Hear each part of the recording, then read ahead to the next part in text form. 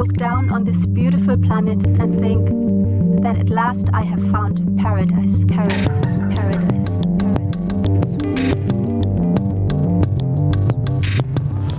I don't mind whether you're a boy or a girl. I just want you to be healthy.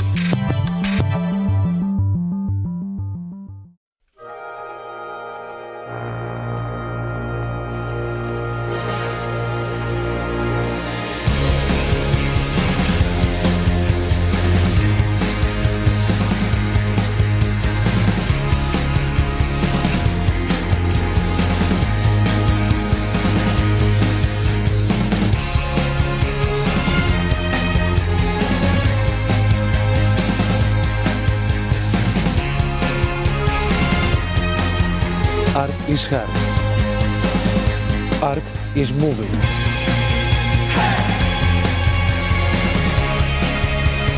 Οι εικόνες μέσα από ένα νεκροταφείο αυτοκινήτων θα μπορούσε να είναι και έργα τέχνης μέσα σε μία από τις αποθήκες στο λιμάνι της Θεσσαλονίκης, όπου και γίνεται στις 3 Φεβρουαρίου το Art is hard.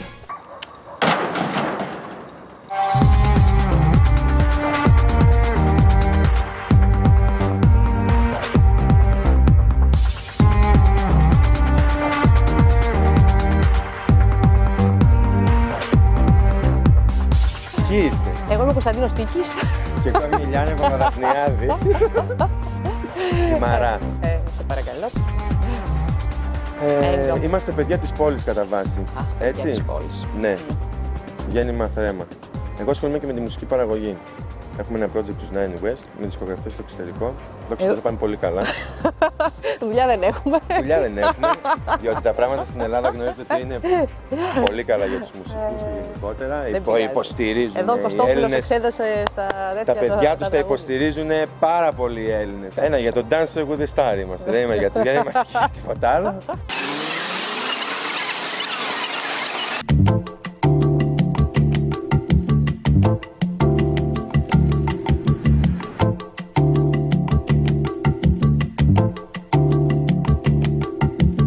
Το Art is hard είναι μια δράση που γίνεται στη Θεσσαλονίκη και συγκεκριμένα στο λιμάνι.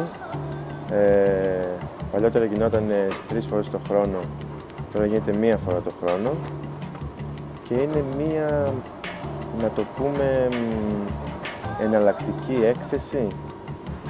Αν θέλουμε να το ορίσουμε, είναι μια μέρα που διάφοροι άνθρωποι εκθέτουν.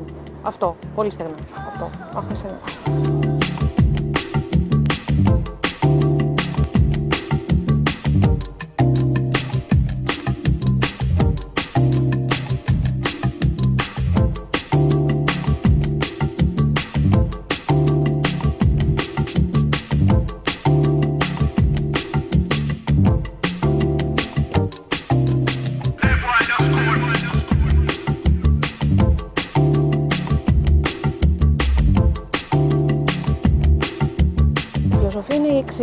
Έτσι πώς ξεκίνησε κιόλας.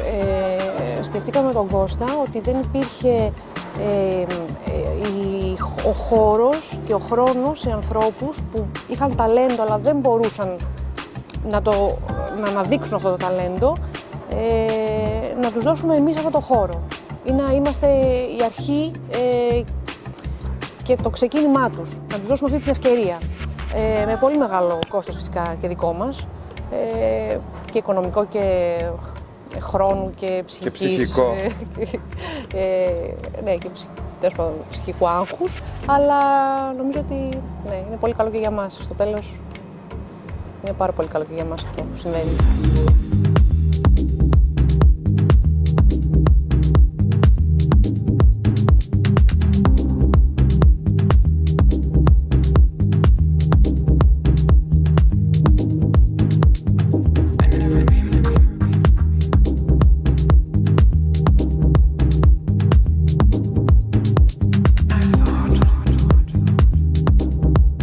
Φορούσες λίγο στην πόλη τα τελευταία χρόνια, αυτό το πράγμα έβραζε, δηλαδή πρέπει να ήσουν κουφός για να μην το ακούσεις. Ότι υπάρχουν άνθρωποι και νέοι και παλαιότεροι που δεν μπορούν να το κάνουν αυτό γιατί δεν είναι μέσα σε κύκλους ανθρώπων, με επαφές συγκεκριμένες. Δηλαδή, εντάξει, θα έπρεπε να ήσουν κουφός για να μην τα ακούσει. Εμείς τα ακούσαμε και κάναμε το πρώτο. Προσπαθήσαμε να δώσουμε αυτή την ευκαιρία.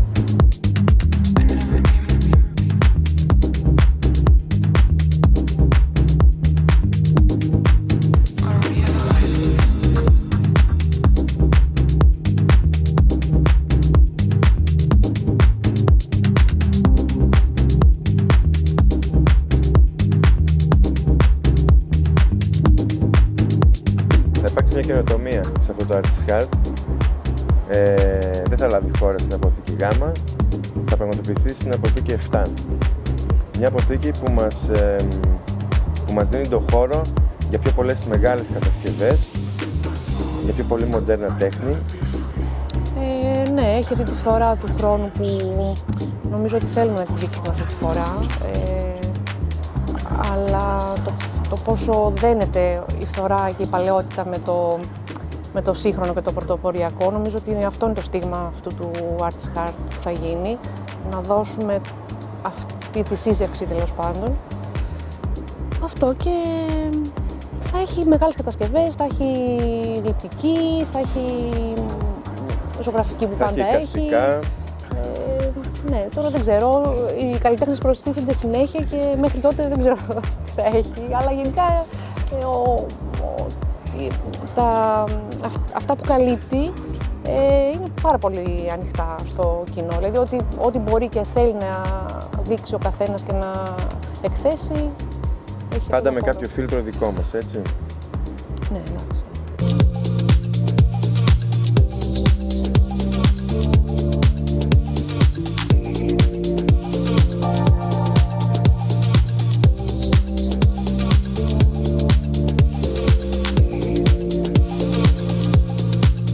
Στην αρχή, τα πρώτα Artist Heart που γίνανε, από ό,τι θυμάμαι, όλοι ήταν πάρα πολύ επιφυλακτικοί.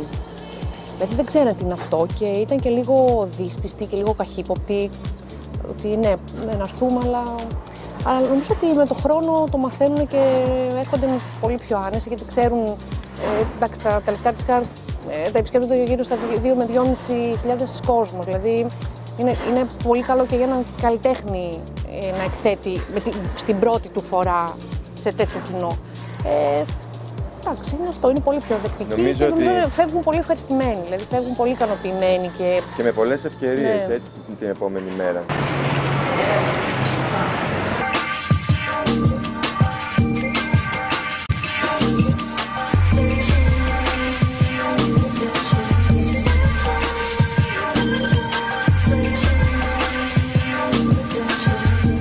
Επειδή ακολουθούν και άλλα πράγματα μετά, δηλαδή δεν είναι όπως θα πας σε μια γκαλερί που θα γυρίσεις και θα είσαι με το ποτό στο χέρι και μετά θα πεις κάποια πράγματα και δημόσιες σχέσεις και τέτοια. Γενικά έρχονται οι φίλοι τους, έρχονται γονείς τους, έρχονται συγγενείς τους, γνωρίζονται μεταξύ τους, μετά λόγω ότι ακολουθεί πάντα μουσική. Είναι τόπος γνωριμίας, έτσι. Ναι. Έχει φέρει πολλούς ανθρώπους κοντά το Artist Heart. Εκ των πραγμάτων εξελίσσεται σε ένα πάρτι. Και γεννήθηκε στην εποχή της κρίσης, έτσι, το 2009. Πριν λίγο, στην αρχή της κρίσης. Στην αρχή της κρίσης, ναι.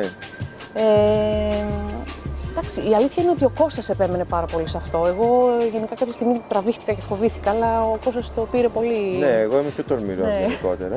Και ναι, με συνεπήρε και εμένα αυτό μετά. Δηλαδή πιστεύω ότι πραγματικά δεν πρέπει να κολλήσεις αυτό το πράγμα. Στη μιζέρια και στο άγχος της εποχής. Ναι, βέβαια πάντα πάμε με τα κριτήρια της εποχής και στα κοστολόγια, έτσι. Εντάξει. Οι καλλιτέχνες θα πληρώσουν συμμετοχή αυτή τη φορά. Δηλαδή ένα μικρό ποσό που δίνανε δεν θα το δώσουν πια καν. Ναι. Ό,τι μπορούμε, κόβουμε. Και γενικά νομίζω ότι οι εποχές αυτές είναι για μεγάλα event, γιατί μπορείς να κάνεις και καλά πράγματα με low budget.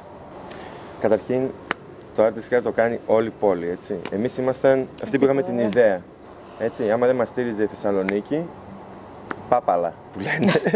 Αυτό να κοπεί. Αυτό να κοπεί.